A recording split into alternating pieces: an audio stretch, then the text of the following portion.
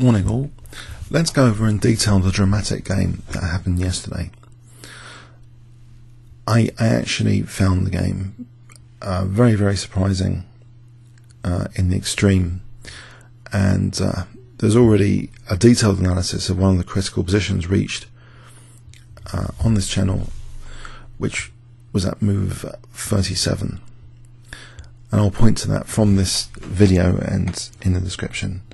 So let's see what happened. In classical games though, let's have a background to this. Magnus Carlsen, before this game, had beaten Hikaru Nakamura 7-0 in classical games with 15 draws. I'm not counting blitz or rapid. In classical chess, so Nakamura has never, ever beaten Magnus Carlsen. And maybe, I don't know, that's something to do with style as well.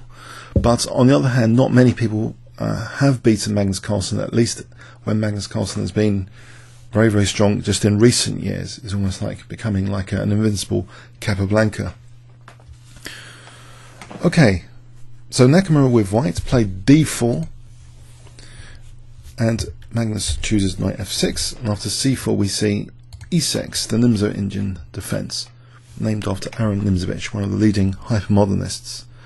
A lot of players now play knight f3 to avoid the Nimzo-Indian defense proper, and this is Queen's Indian territory.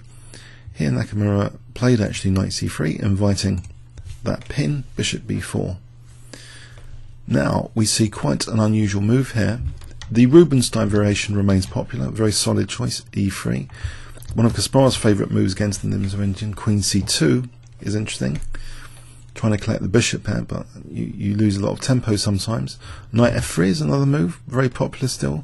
But we see f3, I'd say fourth most popular on Livebook, it seems. d5 for Magnus, that's kind of the main response.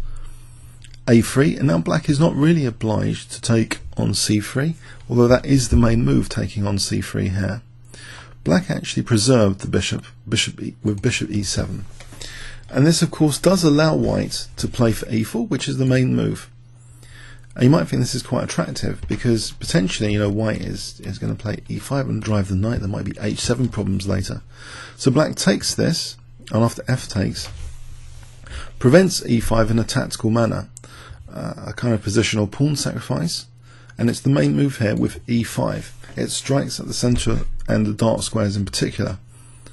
Now if white takes this pawn and it's put on Kibitzer, I don't think it will be very good for white at all.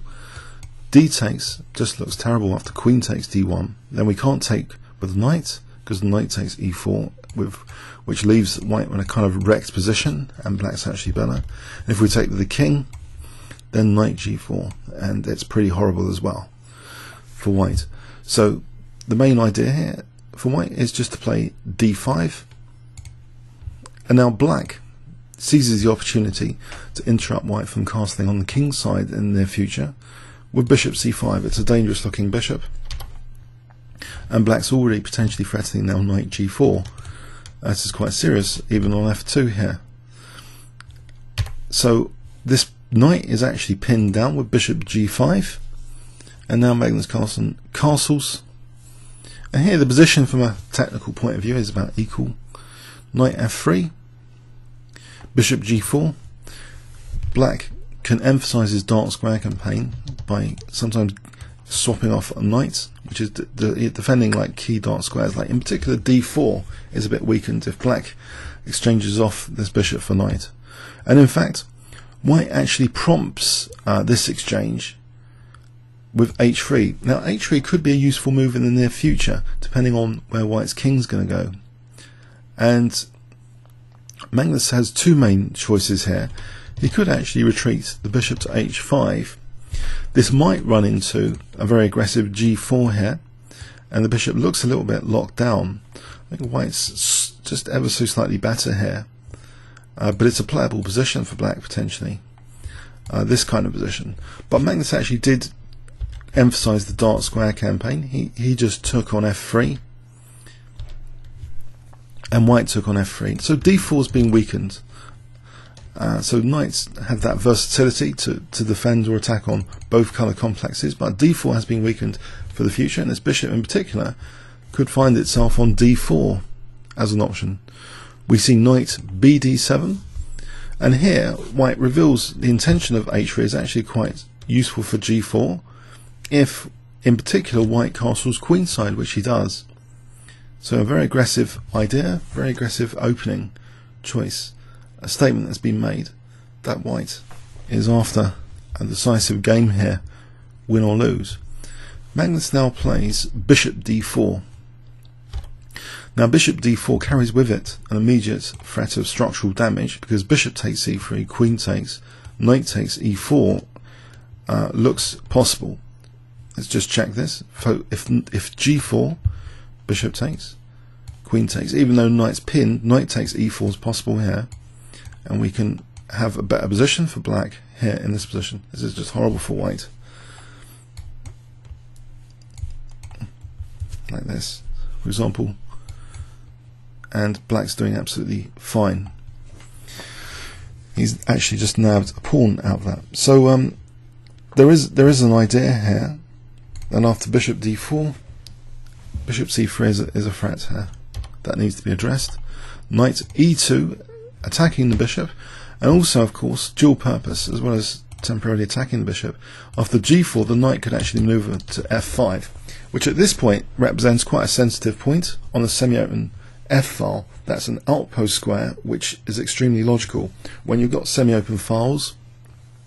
Like in the Sicilian defence, often as black, c4 is a square for black in the Sicilian defence. Here the semi-open file for white, and the outpost square is very, very logical, f5. So the knight's not just attacking d4, it's going to reroute. f5 looks a juicy square. c5 was played,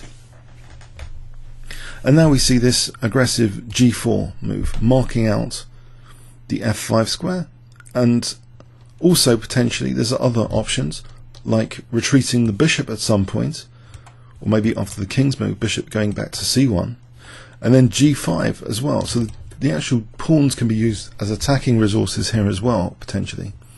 Magnus now plays an intriguing move here. The move he chose is actually a5, and actually it is picked up by engines at depth 18. Houdini 4 is giving a5. It creates various resources for black, not just rook a6 with the idea of rook b6, but also defending laterally on that third rank. This third rank is actually clear here, like a Budapest gambit. Sometimes the third rank is clear. So a5 is very interesting, and also of course a4 with this pawn being moved would dampen down white's pawn structure as well as create a fixed target on b2 and lock down the pawns here.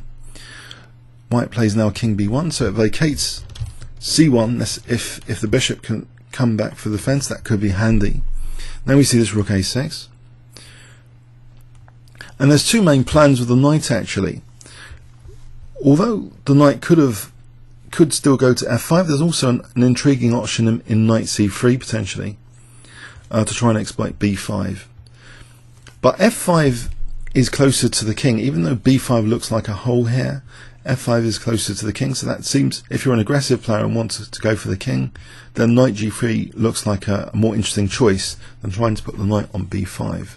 If black's left to his own devices, black would want to put pressure on b2, but also of course in this position this d pawn is a passed pawn, and it's nice if black has time later, if this knight wasn't pinned, in principle, to get this kind of blockade with the knight on d6 to bear pressure down on these two pawns.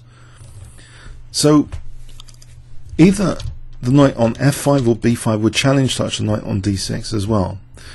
But okay, so here white actually chooses knight g3, which looks fairly logical. And in this position, Magnus kind of waved the red flag to a bull. He played a move which seemingly gives white an easy target and an easy foul operation.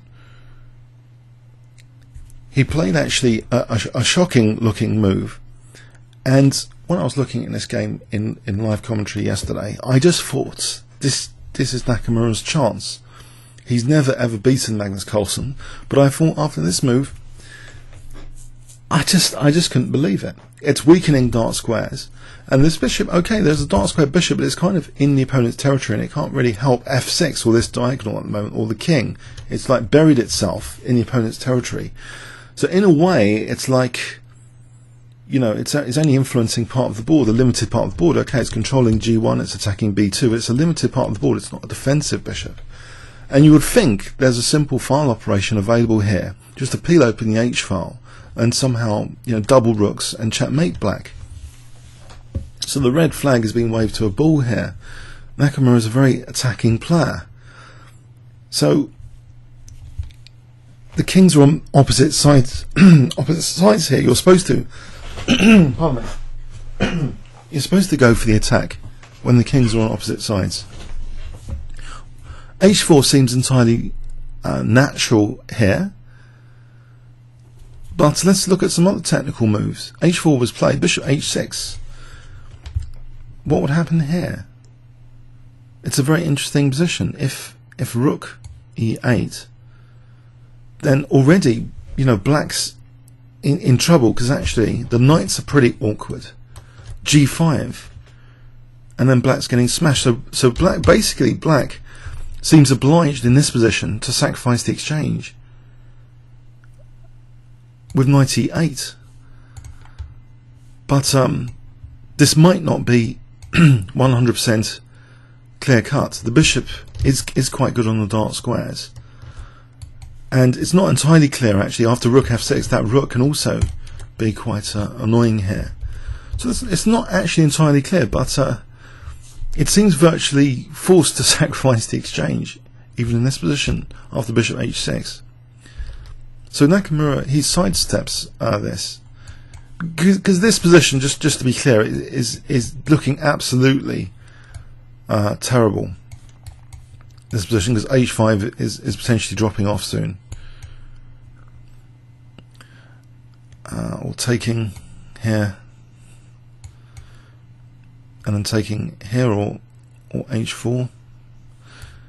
I mean, both of these look good. So that's interesting already, that bishop h6 is strong looking.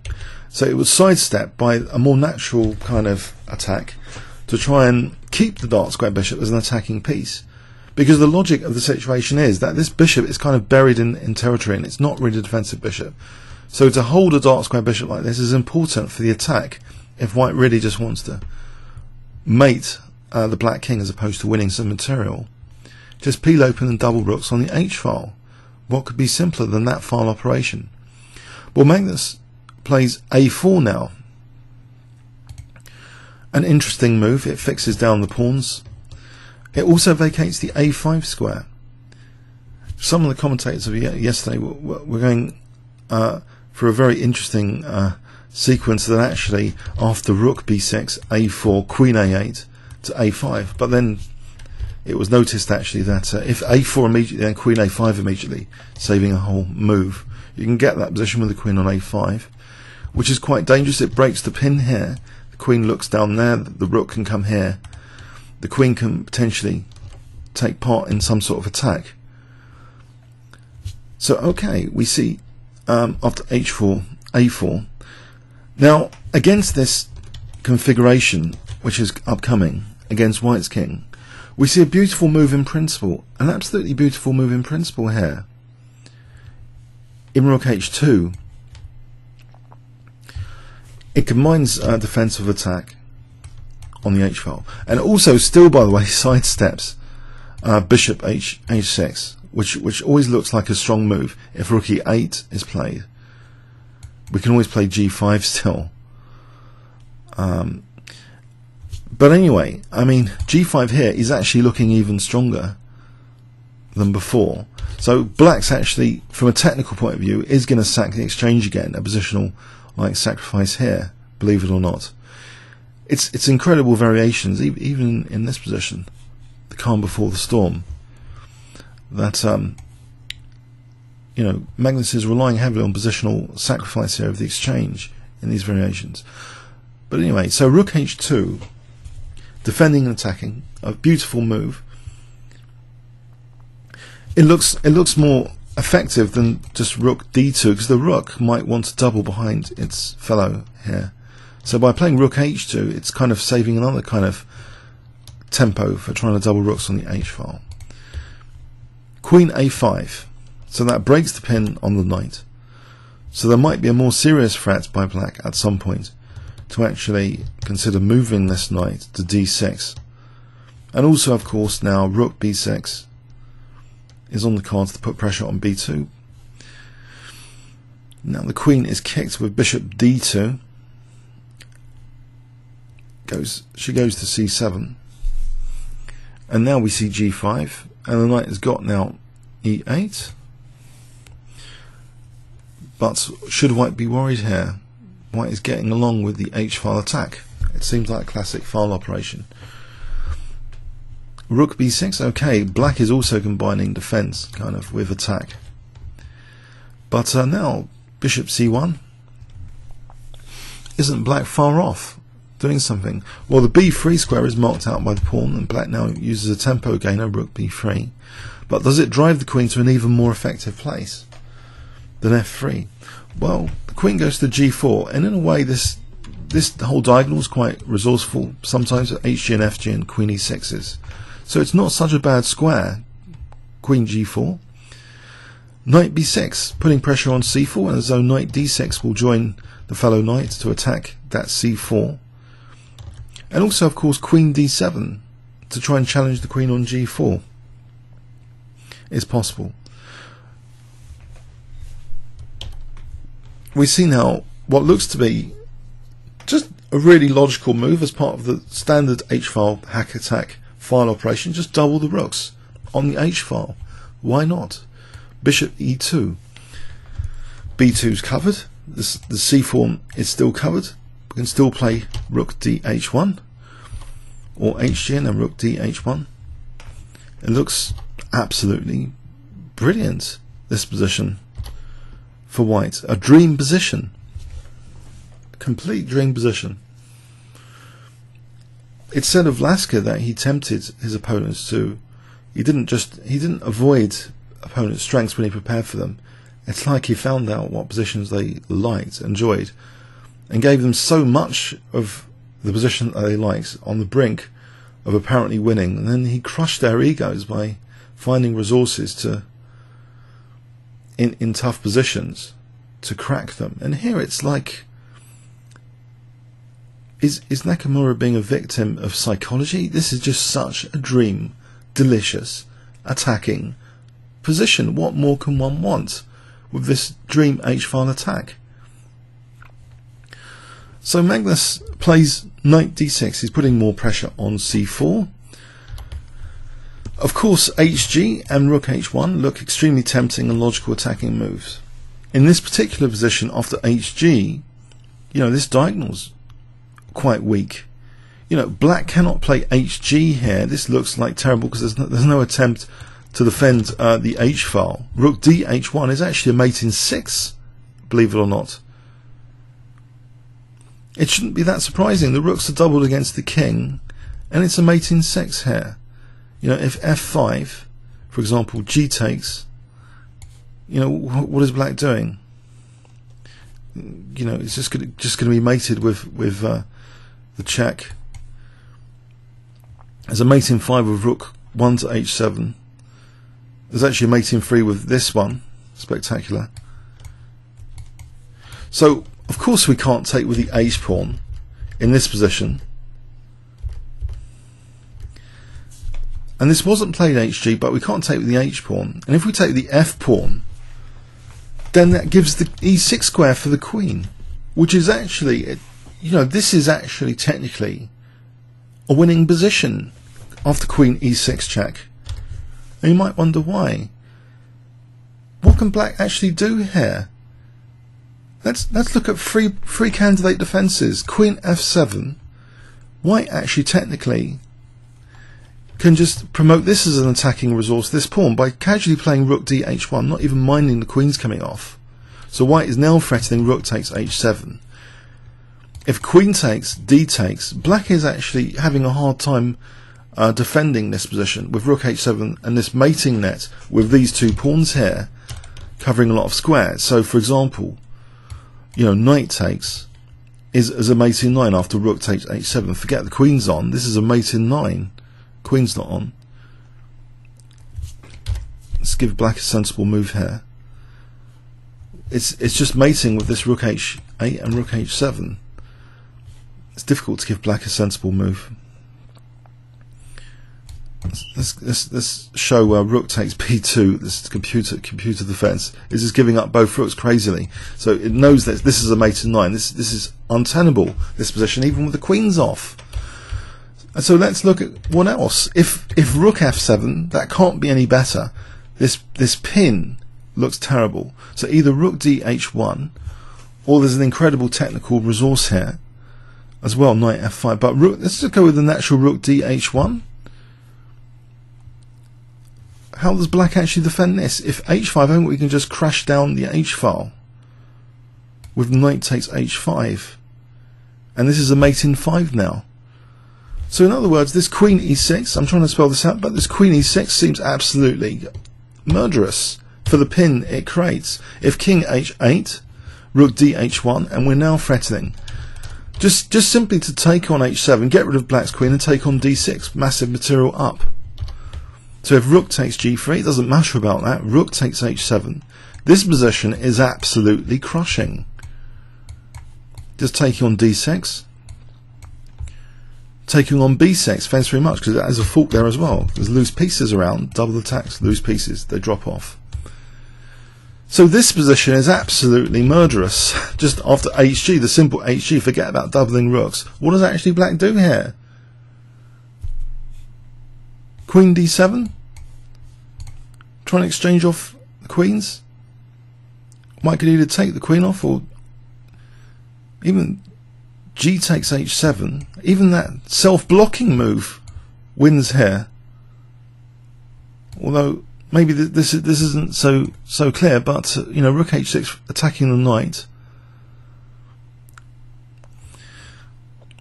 So I don't know, if rook takes g3, rook takes d6, this is a crushing position. We're talking about like +5. Rook f1, you know, white could work very well with this position as well. There's g6 on the cards. The pressure, you know, and then bishop h6, you know, murderous. This f file is murderous. Look at black's pieces. So after hg, this is technically completely a busted position here.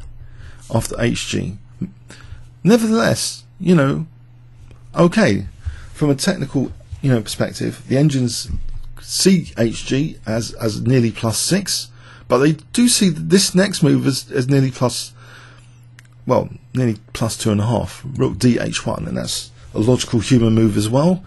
Just put more pressure before opening up the line. What could be more simple? It's a standard file operation on the h file. So rook d h1. Now Magnus has grim looking alternatives. You might want to try and get the queens off. Queen d7 as an example. He didn't try this. Well, I could either just take the queen off and hg, or even just, you know, keep this tension with queen h4 for hg to be even potentially stronger. And black is like desperate to play something like rook g3 here. What does black play here? He's getting ripped apart. If he moves the rook, we can just take here and either queen h7 with a massive advantage, or just bishop g4 trying to lure the queen away. And now we can just take here. We've trebled there. That's absolutely crushing. The bishop can come in onto e6 as well. Murderous position. Doesn't matter about the g3 knight. This is like a mate, a force mate in 9 here after rook f1 check. Check. Check. You get the picture. So, force mate in 4 there. It's a murderous position on queen d7. So Magnus actually, he's faced with this h-file slaughter. It's slaughter time. Surely everyone was thinking this is going to be the first time Nakamura is going to beat Carlsen. Magnus Carlsen. Magnus plays bishop takes b2. It slightly weakens white's king safety in the midst of being what's this seemingly powerful hack attack in progress. Slight interruption. Okay, take the bishop. Knight b takes c4. It doesn't matter which knight, because now white is actually forced to play bishop takes c4. Black's attack, though, surely is not that strong here. So knight takes c4. Now white's pieces seem optimal enough for hg. Surely the both rooks doubled on h7. Now Magnus cannot afford to take that g6 pawn. It will be terrible if fg. Forget rook h7. There's queen e6 check first, the murderous pin again. If queen f7, we play rook h7, we keep that murderous pin. And this is like a forced mate as well, this position, with again that nasty pawn on e6. It doesn't matter about b2. Either king a1 or king c1 is actually a mate in 10 for black. In this position, what does black actually do? He's just getting mated. This pawn is... These pawns are just keeping a mating net here. So Magnus, and just h is even simpler, of course, just check and it's mate in 2. So Magnus can't take the pawn clearly. He cannot take the pawn, so he plays queen b6, putting more pressure on b2. Now here, there's such a wealth of options for winning the game. You can take your pick here of g takes f7, g7, a queen move even, just allowing rook takes b2. G takes f7 is one of the strongest moves actually. If rook takes f7 here, then there's a crushing move in knight h5. It doesn't matter about b2. After rook b2 we can play king a1. This rook's always defending b2. There's no mate or anything here. And now white's got things like queen c8. So if black goes for it with queen b3, queen c8 check is actually a mate in 4, like this. Check. It doesn't matter. It's a mate in 2 now. It doesn't matter where the king goes. This position is absolutely murderous after knight h5 here. If queen g6, well, white can play a number of moves here. King a1, now threatening knight f6 check, and rook takes h7, that sort of thing. So for example, let's just give this as an example. Queen c8 check is strong here. This is black's falling apart. Knight f6 is still in the air. Black's just falling apart. So anyway, g takes f7 wasn't played. What looks to be an even cuter move in some respects was played. g7, it might not be technically as strong. g7 was played. Magnus plays now rook d8, and here queen h4 was played. If rook takes h7, we're losing control of b2 here, and actually black mates in 3 with check. Got to be a bit careful. Rook a2 is actually mating white, so that's why the rook is you've got to be careful. It keeps control of that b2 square here. So we get this move queen h4, rook takes b2, and now king a1. This is safe enough now for white, and white can still have this menacing threat on h7. Rook takes h2, rook takes h2, and the only move for Magnus really is played, which is to defend h7. If he plays queen g6. Now if he plays, for example, king takes, you would imagine it's slaughter time. It is. It's a mate in 7 here. There's actually g6 in this position, hitting d8 as well. So queen c7, queen f6, and it's crashing through. It's like a force mate in 3 now this position. So Queen G6 looks virtually forced. Knight F5 now threatens Knight E7 check to fork Queen and King. Rook E8 seems virtually forced. What else? What else here? If Rook D7, the Rook's a bit of a target actually to Queen G4, threatening Knight H6. And where's the Rook move in this position? Where exactly? This is unpleasant. You know, if Rook C8, Rook H6 is like winning the Queen. So the Rook, you know, goes to E8. So it looks as though two absolutely forced moves.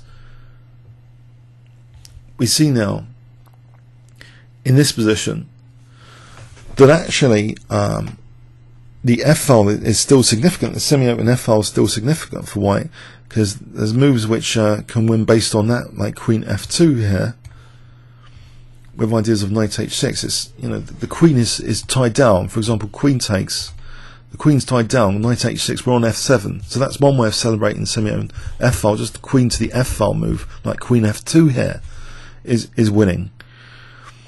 Queen G4 was played, and that does mean now that Rook H6 is made possible to try and win the Queen.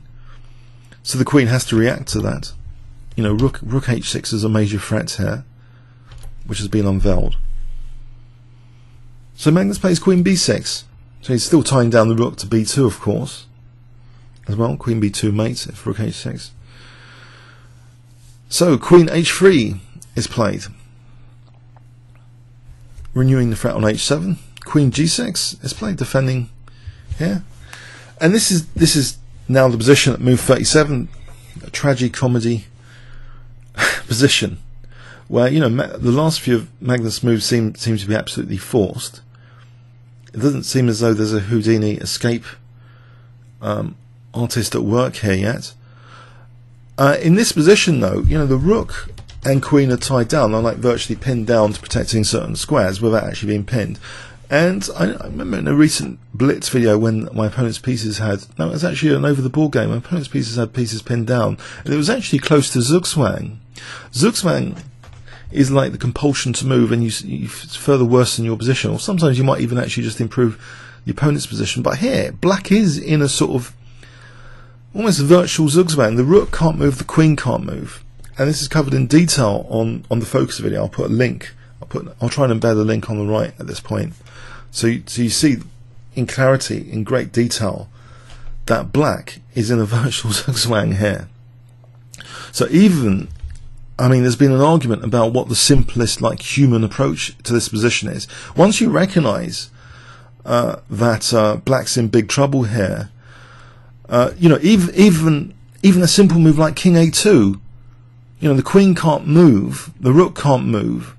If Knight D6, then we can even just play Knight takes D6, and you know, Queen H7, so the Knight can't move back. And if we play B5 here, it means that the B file can't immediately attack B2. And in this position, it's beautiful for D6, because we're now threatening Knight E7 check without any real problems from Black. So what a difference the pawn on B7 to B5 for this B file. And it looks absolutely tempting in this position to play D6 here. Even if you didn't recognise Black's in Zugzwang, D6 looks absolutely tempting to exploit the weaknesses of Black's position, to inflict this fork and to open up the Queen on C8. It looks absolutely tempting. In the detailed video, an elegant winning idea is Queen F1 celebrating the semi-open F file, hitting the Knight. So if Knight D6, we play Rook H6, winning the Queen. So this is no good. Knight takes, we can just win the Queen. You know, Black's not going to defend that position. There's no fortress there. If B5 here, then actually there's a powerful shot in Rook takes H7, celebrating the semi-open F file. If King takes, this is mating, you know, on H8. If Queen takes, we've got Knight H6, and this is crashing through for White. So, diabolical position. Even if, you know, there's tactical solutions available. so just queen f1 is tactically incisive. King a2 celebrates the zugzwang. Even the queen triangulation here wins, just to give black the move in the same position. So queen g4, let's say queen b6, queen h3, queen g6, and now give black the move. Play queen h4. This is winning, because now the knight has to move, and then once the knight moves, we can play d6. It just so happens that in this very peculiar configuration, that d6 with the knight on c4 is a bit of a problem, because the knight can inflict a terrible positional sacrifice of itself with knight takes d6, and it creates an access route to the king in this d file. And really, you might think, big deal, just because the rook's on h2, the first rank. The problem is here that white even hasn't got knight f5 now. Knight f5 actually blocks the e6 square, meaning that black has a forced mate in 5, believe it or not. Rook d1 check. If the king goes to a2, we've got queen e6 check mating. Like this. Horrible stuff. That this forced knight sacrifice from black is mating there, and if king b2, the queen uses the b6 square. So again mating the white king. So knight f5 is not possible, and this must have shaken Nakamura, that this natural knight f5 doesn't seem possible here. Instead of maintaining the tension in the position, he's gone for exploiting weaknesses directly, but he's activated the black pieces. Sometimes it's better to maintain the tension. So knight takes d6, virtually forced from Magnus, and this is virtually forced. Couldn't take the queen because of queen h7. And here we have a very difficult position to readjust to. The only move to give white a semblance of any advantage is knight c8 here. So still a piece up technically, but it's difficult. If queen takes g7, then that's good for white actually. Queen f5. We can look forward to things like knight e7. White's still in the driving seat. But king takes g7 is a bit trickier. If queen f5 here, we just take on c8. What does white actually do after king g7? This knight's kind of stumbling. If it goes to e7, then check, and then check, get the queens off, and the knight's kind of stumbling around, and black's got a load of pawns. It's not so easy. Engine evaluation is less than a pawn here. So this knight c8 doesn't look very appetizing, really, if that's really the only move now from what was a wonderful position. So Hikaru chooses knight c4, and now black's equal with queen takes e4 here.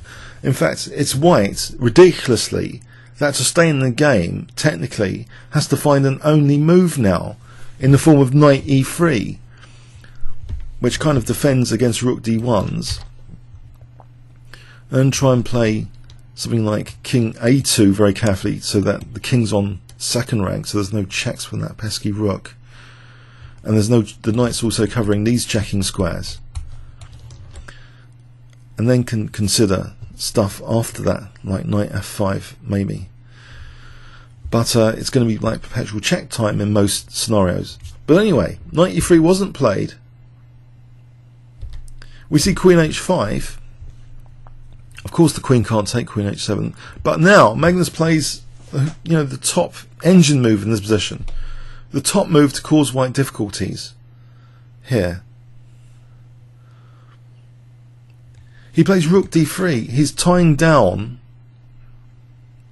the knight to a3. The knight can't try and distract this queen away from h7. If knight takes e5, rook takes a3 is mate time for white. We can take the knight with check even here, and it's still mate. Sick. We get this sick mate here. So it's tying down that poor knight from knight e5. The queen h5 was controlling the d1 square to make knight e5 possible. If knight takes e5 immediately, like rook d1 is a mate in 3.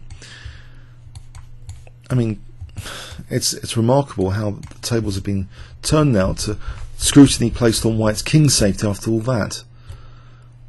but this is what happens. I mean, so queen h5, rook d3, tying down against knight takes e5 primarily, I think.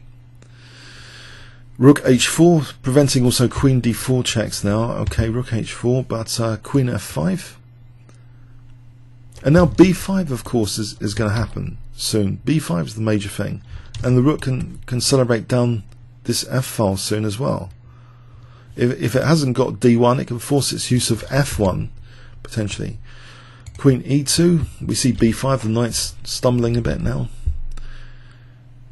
Here, Magnus doesn't mind the rooks coming off in this position. The rook might have been able to help the queen. We see queen takes g5, double attack. Horrendous turnaround. If rook h2, queen g1, and in this position, actually rook takes a3 is a knockout blow. You know, if king takes, this queen a1 is sick, checkmate. So queen takes d3 was played, unless that evil move. Queen takes h4, and now we've got all these pawns. Looks like Space Invaders, the classic game I used to play on the Atari 100. The classic sound effects coming down the screen. Anyway, the classic sound of Space Invaders. But here we've got it, Space Invaders on the chessboard. Now this knight, can it handle all these pawns? I wouldn't have thought so.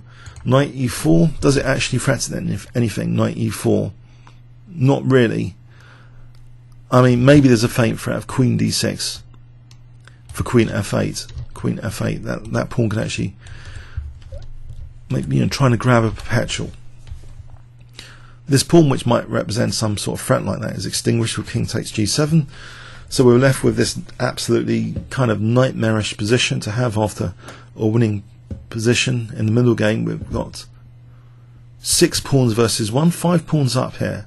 Unbelievable. What does white do here? If he plays like queen d5, okay, it's a double attack on 2 pawns.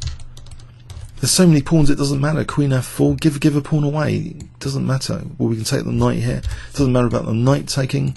I think we can just get the queens off and then laugh at the knight here. The knight, what is the knight going to do to try and win all these pawns? We can just use this h pawn. The knight's completely overloaded. It's ridiculous. It's never going to win b5 and get back here. It can't work wonders. So we see queen f3. Queen f4. Magnus really doesn't mind the exchange of queens. Jack, king f8.